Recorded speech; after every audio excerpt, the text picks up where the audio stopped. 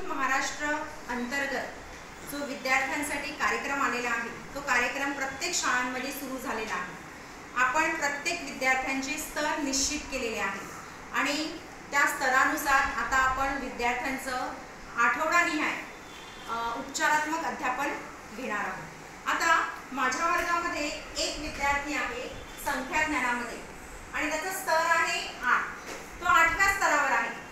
संख्या ज्ञान क्षेत्रामध्ये तो 8व्या स्तरावर आहे आणि 8व्या स्तरावरती अपेक्षित अध्ययन क्षमता आहे 10 ते 20 पर्यंतच्या वस्तू मोजणे।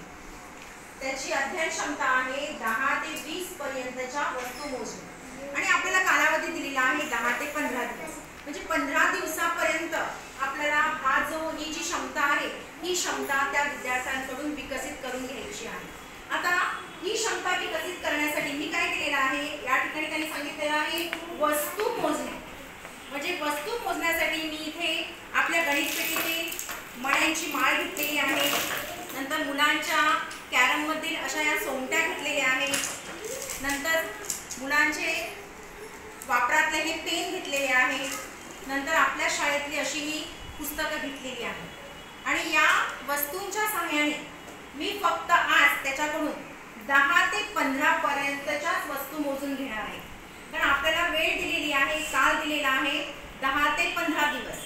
मग हा सराव 10 ते 15 या संख्यांचा सराव मी जवळजवळ 5 दिवस घेणार आहे। तर आता आपण बघूया तो विद्यार्थी कशा प्रकारे वस्तूंचं मापन करतो। आमची सेमी इंग्रजी शाळा असल्यामुळे आमचे नंबर जे आहेत ते इंग्लिशमध्ये येणार आहे। आता माझ्यासमोर हा विद्यार्थी उभा आहे, हा 8व्या स्तरामध्ये आहे, त्याची अध्ययन क्षमता ही आहे। आता तो कशा प्रकारे काउंटिंग करतो ते आपण प्रत्यक्ष बघूया।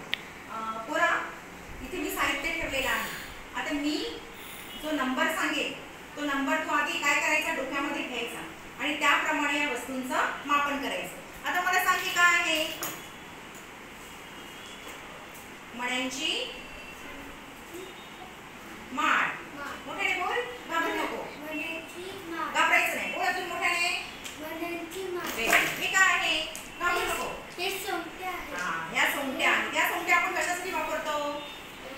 आपण कॅरम, व्हेरी गुड, छान छान, कॅरम खेळतो तेव्हा, घाबरू नको। आता हे काय आहे, हे पेन आहे, पेन आहे, खाली लिहिण्यासाठी वापरतो आणि हे पुस्तक आहे। काय आहे, पुस्तक। आता मी तुला एक नंबर सांगते, तो नंबर लक्षात घ्यायचा आणि मला ह्याच्यातलं कुठल्या तरी एक वस्तू घ्यायची आणि ती वस्तू मला तू मोजून दाखवायची। 11 नंबर, मग 11 वस्तू मला मोजून दाखवायच्या, काउंट करायच्या।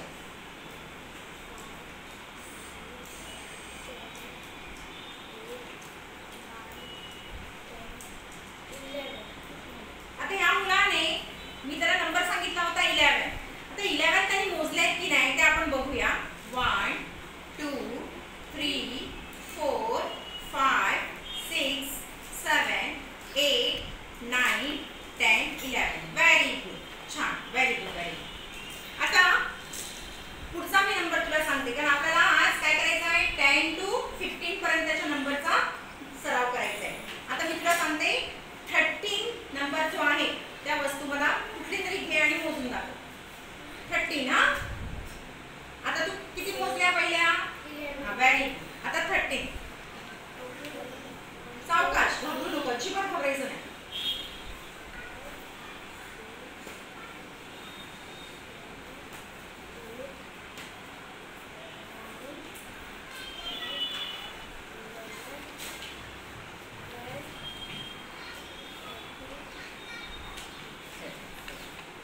बघा, मी त्याला नंबर सांगितला होता 13।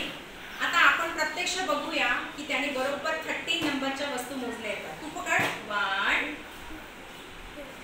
2 3 4 5 6 7 8 9 10 11 12 and 13। Very good.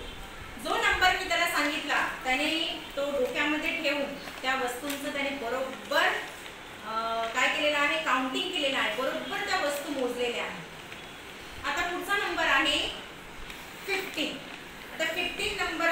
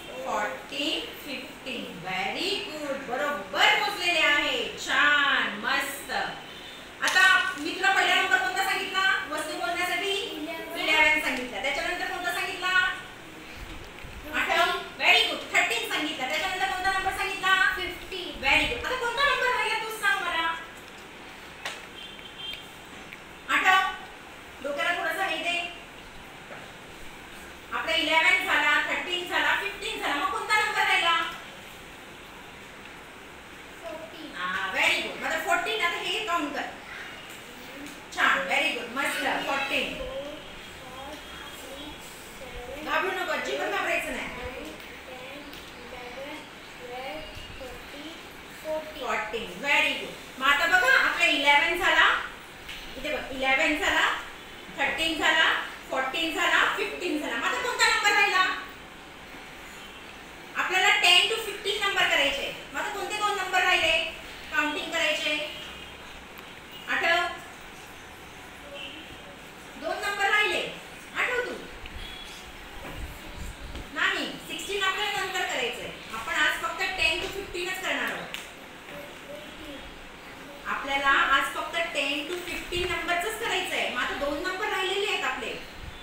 एक नाही, कोणता नंबर राहिलेला आहे? बघा मी त्याला विचारला कोणता नंबर राहिलेला आहे, तर त्यात 10 नंबर काउंट केलेला आहे. छान, व्हेरी गुड. मग 10 नंबर राहिला होता ना आपला, 10 नंबर. आणि तू माझे 10 फिंगर काउंट केले. मग आता मी फिंगर घेतले होते का नाही घेतले होते, तरी सुद्धा तू काउंट केले की नाही? म्हणजे तुला येते ना, म्हणजे तुला येते आणि तू आणखी करणार. म्हणजे पुढचे नंबर सुद्धा तू अशाच प्रकारे करू शकतो. आता आणखी एक नंबर आपला राहिला, 10 झाला, 11 झाला, 12 राहिला. ह्याच्यातला 12 मला मोजून दाखव पटकन.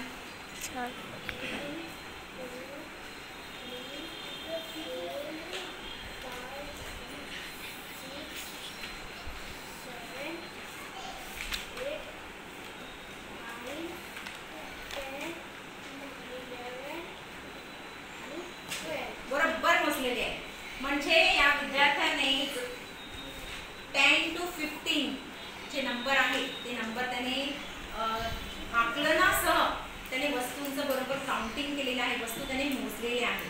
आता मी त्याला एक उलट्या पद्धतीने प्रश्न विचारणार आहे, बघूया तो करतोय का.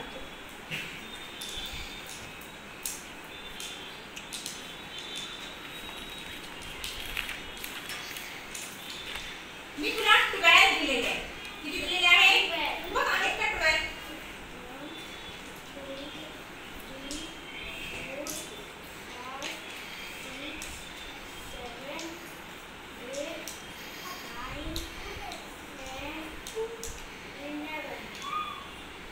मी तुला 12 दिले, मग किती आहे? 11 आहे. किती आहे? 12 नाही आहे, 11 आहे. मग किती कमी आहे? किती कमी आहे?